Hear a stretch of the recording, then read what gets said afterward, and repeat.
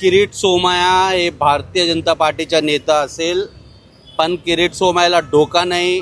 तो तिथे येऊन RRT रोड असेल, MG रोड असेल, तिथे येऊन दादागिरी करतात. हे सगळं फेरीवाले आहे आणि हे सगळं अधिकृत फेरीवाले आहे. किरीट सोमय्याचा असा मुद्दा होता की ते बांगलादेशी फेरीवाला आहे.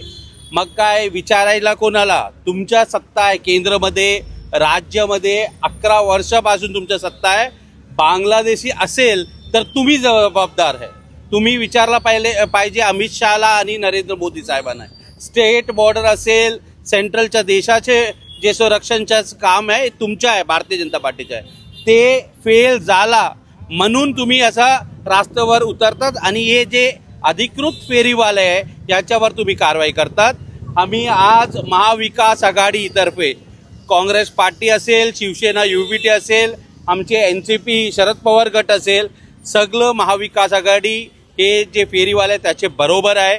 आणि देशाचे पंतप्रधान 2014ला एक बिल आणलं होतं. हे बिल काय होतं? फेरीवालाच्या संरक्षणासाठी. आणि हेच महानगरपालिका आहे जे फेरीवाल्यांना 10,000 रुपये लोन दिलं, मग तुम्ही 20,000 दिलं, आता तुम्ही 50,000 देत आहे.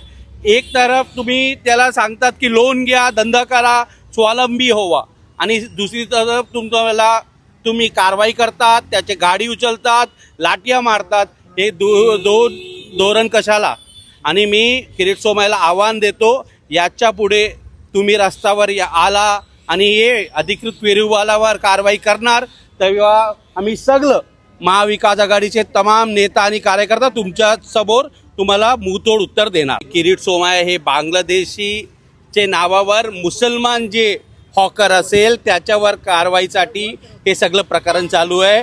तुम्ही बघा, हे देशामध्ये बघा, राज्यामध्ये बघा, मुंबईमध्ये बघा, इतके मोठे प्रमाणात भारतीय जनता पार्टीचा भ्रष्टाचार बाहेर आलेला आहे. याला काउंटर करण्यासाठी, हिंदू मुस्लिमचा द्वेष करण्यासाठी किरीट सोमय्या हे करत आहे.